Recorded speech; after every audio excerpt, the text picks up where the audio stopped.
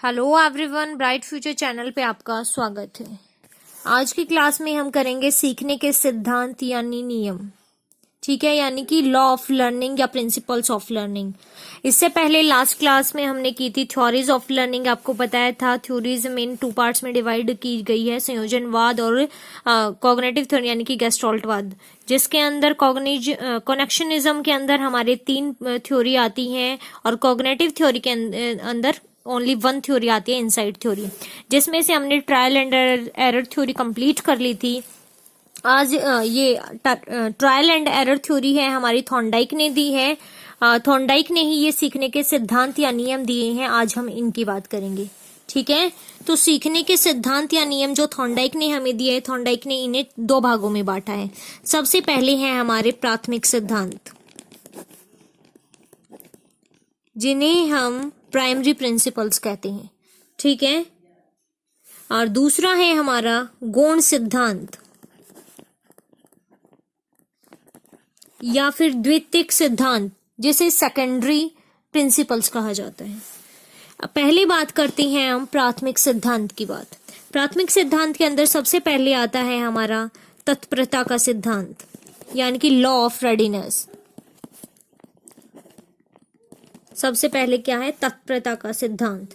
Law of readiness के अंदर क्या होता है, इसमें क्या बताया गया है? लॉ ऑफ रेडीनेस के अंदर जो व्यक्ति सीखने के लिए तैयार है, यानी कि सीखने के लिए इसमें तैयार रहना जरूरी है, तत्पर होना जरूरी है, रेडी होना जरूरी है। जब तक बच्चा सीखने के लिए तैयार नहीं होगा तो वह नहीं सीख सकता। ठीक है, यानी कि कहा जाता है कि प्यासा है वो कुएं के पास जाता है, कुआं प्यासे के पास चलकर नहीं आता है। तो यहाँ पर यही तत्परता दिखानी है आपको जरूरत है सीखने की, तो आपको रेडी होना जरूरी है। अगर सामने वाला आपको सिखाना चाहता है, आप नहीं सीखना चाहते, तत्पर नहीं है, तो वो कितना ही आपको समझा ले, ज्ञान दे ले, लेकिन आप नहीं सीख सकते, तत्पर नहीं होंगे तो। ठीक है, तो ये है हमारा तत्परता का सिद्धांत। ठीक है, दूसरा है इसके अंदर हमारा अभ्यास का सिद्धांत। अभ्यास का सिद्धांत, लॉ ऑफ एक्सपीरियंस। ठीक है, दूसरा है अभ्यास का सिद्धांत, यानी कि इसमें अभ्यास करने की जरूरत है। किसी भी कार्य को मस्तिष्क में या व्यवहार में लाने के लिए हमें उसे बार बार रिपीट करना पड़ता है, दोहराना पड़ता है, उसको बार बार सीखना पड़ता है। जितना हम अधिक अभ्यास करेंगे उतना ही हम उसे अधिक सीख पाएंगे। यानी जब आप किसी काम को बार बार करते हैं तो आप उसे इजीली कर पाते हैं। अभ्यास के सिद्धांत के अंतर्गत यही आता है, जिसे लॉ ऑफ एक्सरसाइज भी कहा जाता है। यानी कि किसी भी कार्य को अपने माइंड में अगर आपको बिठाना है, मस्तिष्क में या बिहेव में लाना है, तो उसके लिए आपको बार बार रिपीट करना होगा, उसे अपनी लाइफ में, डेली लाइफ में यूज करना होगा, तभी आप उसके लिए रेडी होंगे, तभी आप उसे सीख पाएंगे। ठीक है, तो जो हमारा अभ्यास का सिद्धांत है, इसको भी 2 पार्ट्स में डिवाइड किया गया है, जिसे एक है हमारा प्रयोग का नियम और दूसरा है हमारा अनुप्रयोग का नियम। ओके, सबसे पहले तत्परता का सिद्धांत हमने पढ़ा। सीखने के सिद्धांत है, उसको थॉर्नडाइक ने 2 पार्ट्स में डिवाइड किया गया, प्राथमिक सिद्धांत और गौण सिद्धांत। प्राथमिक सिद्धांत के अंदर सबसे पहले तत्परता का सिद्धांत, फिर दूसरा है हमारा अभ्यास का सिद्धांत। अभ्यास के सिद्धांत के अंदर 2 पार्ट्स डिवाइड है, प्रयोग का नियम और अनुप्रयोग का नियम। इसमें क्या होता है? प्रयोग का नियम यानी कि कोई भी प्रक्रिया है हमारी, जब तक उसे बार बार दोहराया जाता है, वही बात यहाँ पर बताई गई है कि किसी भी चीज को बार बार दोहराया जाता है, उसका प्रयोग किया जाता है, तो वो तत्पर हो जाती है, अभ्यास में आ जाती है, हमारे एक्सपीरियंस में आ जाती है, तो हम इजीली उसे कर पाते हैं। जितना अधिक अभ्यास करेंगे हम उतना ही अधिक समझ पाएंगे। ठीक है, अनुप्रयोग का नियम इसमें हो जाएगा, हम अभ्यास नहीं करेंगे, अगर हमें वो अवसर नहीं मिल पा रहे हैं बार बार रिपीट करने के, तो वो चीजें हम अधिक ज्ञान नहीं प्राप्त कर पाएंगे और बीच में उसे स्किप कर देते हैं, भूल जाते हैं।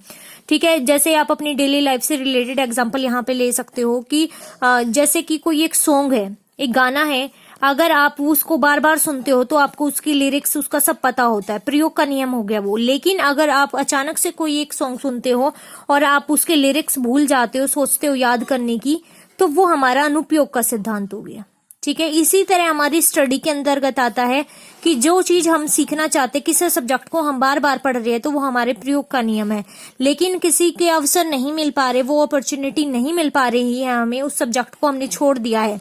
जैसे कि टेंथ तक हमारे पास कुछ सारे सब्जेक्ट कंपलसरी होते हैं, लेकिन 11th 12th में आने के बाद हमारे पास स्ट्रीम हो जाती है जो हमारी इलेक्टिव होती है, हमें चूज करनी पड़ती है खुद। ठीक है, तो वो अगर आप वहां पर छोड़ चुके हो तो दोबारा देखते हो तो आप भूल चुके होते हो उसे, आपको याद नहीं होता कि क्या था उसके अंदर। ये चीज यहाँ पर बताई गई है। ठीक है, उसके बाद है नेक्स्ट है हमारा थर्ड सिद्धांत है हमारा प्रभाव का सिद्धांत, law of effect,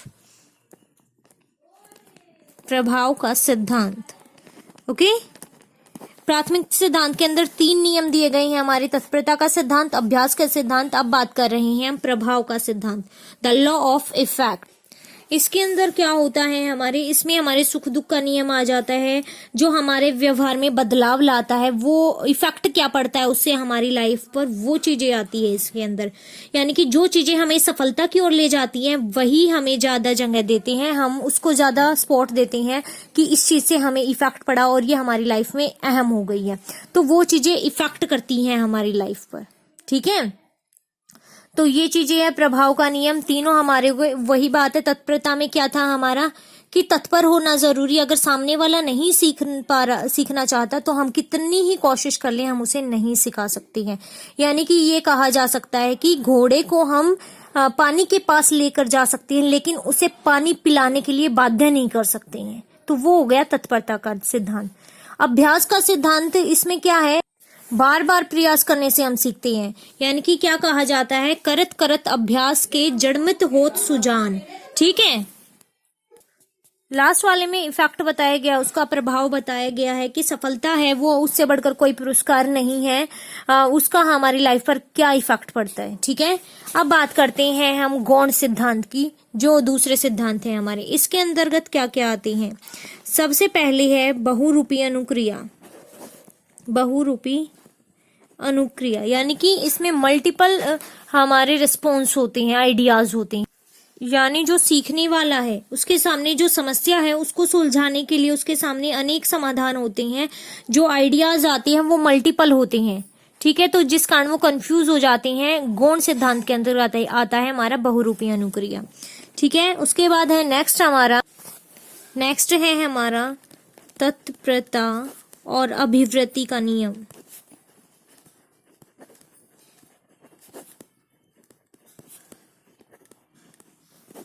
okay, second क्या बताया गया आपको, तत्परता और अभिवृत्ति का नियम। इसके अंदर क्या होता है, यानी कि law of set and attitude. ठीक है, इस नियम के अनुसार सीखने की जो हमारी प्रक्रिया होती है, जो प्रोसेस होती है, वो संपूर्ण रूप से मनोवृत्ति होती है, यानी कि हमारी तत्परता पर आधारित करती है कि हम कितना सीख पा रहे हैं, किसी कार्य को किस दृष्टिकोण तक हम लेके जा सकती है, वो हमारी सीखने की अभिवृत्ति का दृष्टिकोण करती है, विकसित करती है। ठीक है, उसके बाद नेक्स्ट है हमारा समानता का नियम, यानी कि लॉ ऑफ एनालॉजी, समानता का नियम। ठीक है, लॉ ऑफ एनालॉजी, इसके अंदर क्या होता है कि जो भी हमारी सिचुएशन है, जो भी हमारे सामने नई सिचुएशन आ रही है, उसकी जो रिस्पॉन्स है वो हम उस पर क्या रिएक्ट कर रहे हैं, जो हमारी प्रीवियस एक्सपीरियंस है उसके बेस पर हम उसका रिजल्ट निकाल सकते हैं, या फिर कंपैरिजन करके उस सिचुएशन को पुराने वाली सिचुएशन से कंपेयर करके उसकी समानता कर सकते हैं, तुलना कर सकते हैं। एक तरह से वो चीज यहाँ पे बताई गई है। ठीक है, एंड लास्ट है हमारा लॉ ऑफ एसोसिएटिव शिफ्टिंग। ठीक है, सहचारी स्थान परिवर्तन का नियम, सहचारी स्थान परिवर्तन का नियम।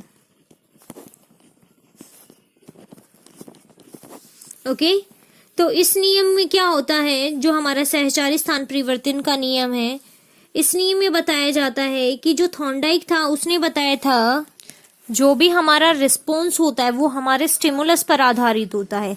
स्टिमुलस और रिस्पॉन्स की जो ट्रेजेडी है, जो उनके बीच संयोजनवाद है, वो हम नेक्स्ट थ्योरी में पढ़ेंगे, जो आपको इजिली कंफर्ट हो जाएगा, इजिली आपको समझ में आ जाएगा। ठीक है, तो ये थे हमारे लॉ, नियम जो हमने अभी पढ़े। ये होपफुल आपको ये अच्छे से समझ आ गए। यस, ये हमारा थॉर्नडाइक की जो थ्योरी थी ये कंप्लीट हो गई है, आपको अच्छे से समझ आई। हमने कल थ्योरी की थी, आज उसके हमने नियम किए हैं, लॉ किए हैं, जो भी हमारे प्रिंसिपल्स थे। अब लास्ट में बात करते हैं हम, जो हमने थॉर्नडाइक की जो ये थ्योरी की है, इसके बेस पर इसका क्या इम्पोर्टेंस समझ में आती है हमारी लाइफ में। इस थ्योरी से आपको क्या क्या इम्पोर्टेंस है अधिगम क्षेत्र में बात करें तो, इसके लर्निंग के एरिया में इसके इम्पोर्टेंस की बात करें, यानी कि इससे हमें क्या क्या जानने को मिला, यानी कि फिजिकली और मेंटली रूप से ये हमें प्रिपेयर करती है ये थ्योरी। एक्सपीरियंस और रेडीनेस है, इन सब के से हमें तत्पर करवाती है, रूबरू करवाती है। बच्चों को पुरस्कार और दंड है उनके बारे में, मतलब दोनों का उस पर प्रभाव पड़ता है कि बच्चों को अगर पुरस्कार मिलता है तो बच्चा खुश होकर आगे मोटिवेशन के थ्रू काम कर पाता है, आगे फीडबैक मिल जाता है उसे। और जो अभ्यास है उसके अवसर मिलते हैं हमें, बार बार गलतियों से हम सीख पाते हैं, हमारे अंदर आदतों का निर्माण हो पाता है, जो हमारे स्किल्स हैं वो डेवलप हो पाती हैं अच्छे से। जो ये थ्योरी है वो सरल से जटिल की ओर जा रही है। जो हमारा पूर्व ज्ञान है, प्रीवियस नॉलेज है, उसके बेस पर हम अपनी प्रॉब्लम है उसका सोल्यूशन करना ढूंढ सकते हैं, अभिप्रेरित होते हैं, अभ्यास करते हैं, बार बार स्ट्रॉन्ग ड्राइव बना सकते हैं, अपने आप को तत्पर रख सकते हैं। ठीक है, तो यही सब इसमें मेन बातें हैं। आप इसे अपनी अच्छे से तैयारी करें। आप अपने टीचिंग एग्जाम्स की जो भी प्रिपरेशन कर रही हैं उनसे रिलेटेड क्वेश्चन आ सकते हैं। होपफुल आपको ये कंसेप्ट क्लियर हो गया होगा। Okay, thank you.